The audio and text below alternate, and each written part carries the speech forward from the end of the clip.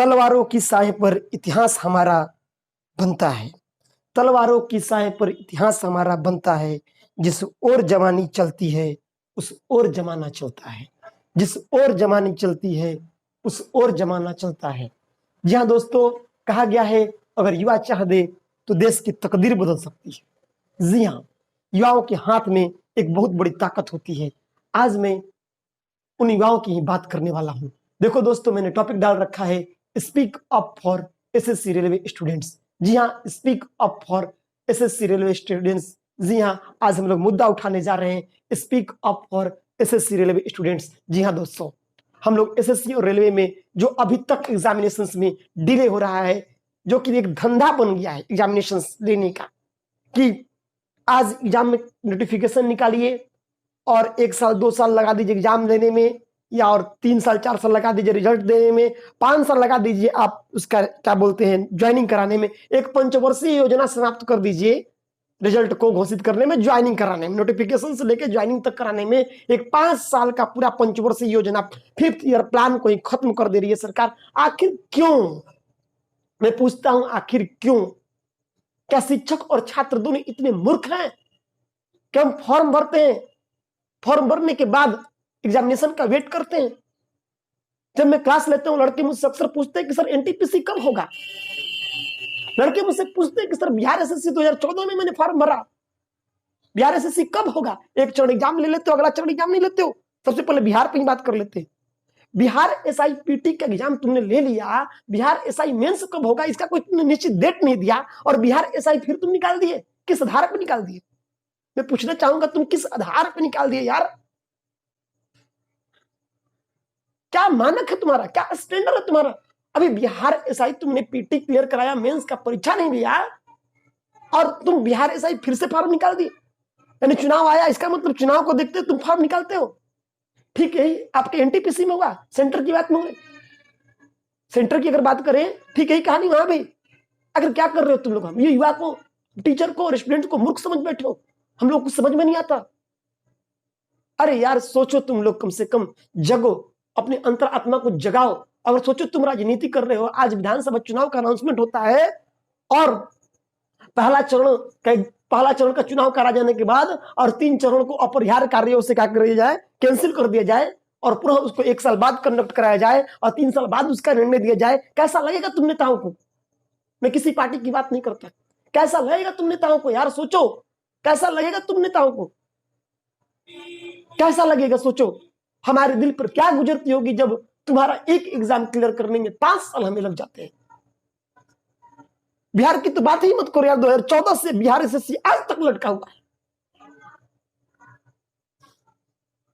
मैंने लिख रखा टॉपिक, बक्सर भी करे पुकार अब तो जागो सरकार। यार क्या करते हो तुम? एक कार्यपालक की तुम ज्वाइनिंग नहीं करा पाते हो। हमारे बक्सर जिले की बात करें, एक कार्यपालक की ज्वाइनिंग तुम नहीं करा पाते, एग्जीक्यूटिव असिस्टेंट की ज्वाइनिंग नहीं करा पाते हो। वर्षों वर्ष बिता देते हो तुम एक ज्वाइनिंग कराने में। कौन सी एजेंसी, कौन सा संगठन एग्जाम लेता है? सैलरी नहीं लेता, वो फ्री में कार्य करता है। वो फ्री में तो नहीं कार्य करता, कभी फ्री में कार्य नहीं करता।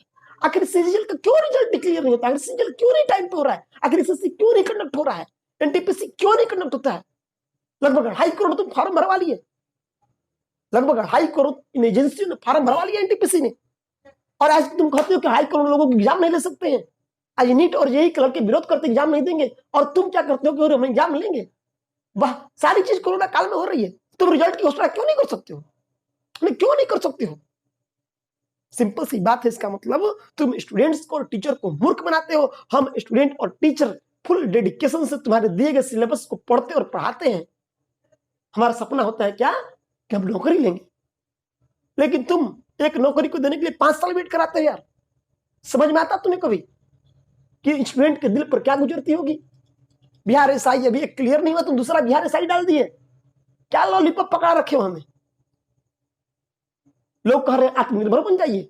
कहां से लाएंगे पूंजी आत्मनिर्भर बनने के लिए? कहते खिलौना बनाइए। कहां से खिलौना बनाएंगे? मन की भड़ास है, युवाओं की मन की भड़ास है, और मैं भी उन युवाओं के साथ में हूं। मैं भी आज सभी स्टूडेंट, मैं खुद भी एक स्टूडेंट हूं, मैं सभी स्टूडेंटों के साथ में हूं, और मेरी भी एक आवाज है। जी हाँ, मेरी भी उन सभी लोगों की आवाज में, उन दिल्ली से लेके पटना से लेके जो भी टीचर इस आवाज को बुलंद कर रहे हैं, एक आवाज मेरी भी, मैं आदित्य सर मेरी भी आवाज बुलंद करता हूं उनके साथ। जी हाँ, आंख के सामने अपने पेरेंट्स को शेयर कीजिए, टैग कीजिए, कल ट्विटर पे हम लोग धुआं धुआं कर देंगे, दिखा देंगे। ये मीडिया क्या बन गई? भाड़ मीडिया। मैं मीडिया की बात करूं, अरे साला महेश भट्ट रिया चक्रवर्ती क्या कर रखे हो यार? जब सीबीआई को मामला तुमने सौंप दिया, सीबीआई रिजल्ट देगी। सुशांत भाई के साथ हमारी भी संवेदनाएं हैं, न जाने कितने सुशांत बन चुके होंगे। हम भी चाहते हैं कि उनका रिजल्ट हो जल्द से जल्द। सीबीआई लग चुकी है। तुम यार कभी एक बार हमारी स्थिति पर चर्चा किए? तुम एक बार कभी ये सीईटी जो आया उस पर किसी ने चर्चा किया? आज गांव में बैठा हुआ लड़का सीईटी के बारे में कुछ जानता है? कभी किसी मीडिया ने उसके नकारात्मक और सकारात्मक बारे में बातें किया? सीईटी क्या पॉजिटिव इंपैक्ट होगा, क्या नेगेटिव इंपैक्ट होगा? हमारे यूपी और बिहार के लड़के सीईटी जो कि एनटीपीसी तुम्हें 2 साल से 1.5 से 2 साल हो गए एनटीपीसी को कराए हुए, तुम क्यों नहीं कराते उसको? तुम सीईटी की घोषणा कर देते हो। जितना समय तुम सीईटी की प्लानिंग करने में लगाते उतना एनटीपीसी में एग्जाम लेते। सब चीज होगा टाइम पे, चुनाव होगा टाइम पे। चुनाव के लिए तुम्हारा डेट भी तैयार हो गया, तुम शेड्यूल भी जारी करते हो कि 100 लोग चुनाव प्रचार करेंगे, लेकिन 40 लड़के बैठकर पढ़ नहीं सकते हैं। अरे पढ़ के भी क्या करेंगे यार, जब तुम हमको नौकरी ही नहीं दोगे, सिर्फ चुनाव के समय लॉलीपॉप पकड़ा देते हो। मुझे आज भी याद है, मैं किसी पार्टी की बात नहीं करता हूं, लेकिन आज भी मुझे याद है 3 अक्टूबर 2014 दशहरे का दिन था। 3 अक्टूबर 2014 दशहरे का दिन था। हमारे माननीय पीएम मेरे दिल के बहुत करीब है। माननीय पीएम का पहली बार मैंने मन की बात सुना था, और जब मैंने सुना तो लगा कि साला ये युवाओं का मन का बात करते हैं। और मैंने कहा 5 साल के अगले 50 साल तक शायद यही पीएम रहे हमारे देश की तरक्की के लिए। लेकिन आज इतनी मन की बात निकल गई। हम युवाओं के दुख दर्द आपके पास नहीं पहुंचता। 5-5 वर्ष बीत जाते हैं एक वैकेंसी को भरने के बाद। कभी सोचते हैं हमारे बारे में? डिस्ट्रिक्ट स्तर पे कार्यपालक सहायक की परीक्षा नहीं हो पाती है। एक बिहार, अभी स्टेट की बात करें, हमारे बिहार में कितने मेहनत करके स्टेट के विद्यार्थियों ने स्टेट दिया, आज पुनः फिर स्टेट की तैयारी कर रहे हैं, फिर से देने के लिए। क्या तमाशा बना रखे हो? यूपीएससी क्यों नहीं लीक होता? क्यों एसएससी के पेपर लीक हो जाते हैं? क्यों बिहार के पेपर लीक हो जाते हैं? क्यों यूपी के पेपर लीक हो जाते हैं? सोचने वाली बात है दोस्त।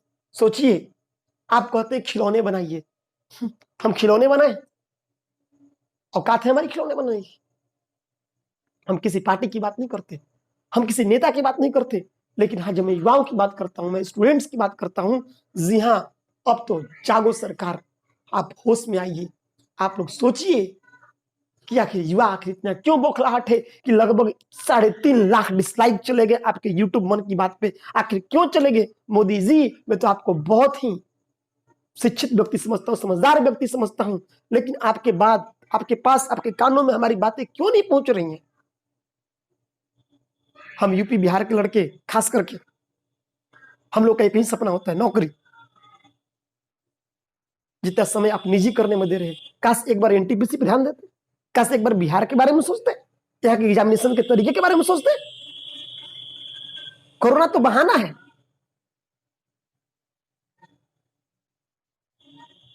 इस वीडियो को इतना शेयर कीजिए, इतना शेयर कीजिए, इतना शेयर कीजिए, इतना शेयर कीजिए, जो लोग इस वीडियो को देख रहे हैं सरकार तक हमारी बात जरूर पहुंचे। जी हाँ, बिहार एसआई, अब पीटी के बाद मेंस नहीं हुआ, फिर से पीटी क्यों आखिर लॉलीपॉप दे रहे हो? जी हाँ, कल ट्विटर पे जरूर हम लोग मिलेंगे। मिलते हैं एक छोटे से ब्रेक के बाद। आप सभी लोगों को जय हिंद, भारत माता की जय। और नौकरी का झांसा नहीं, नौकरी चाहिए।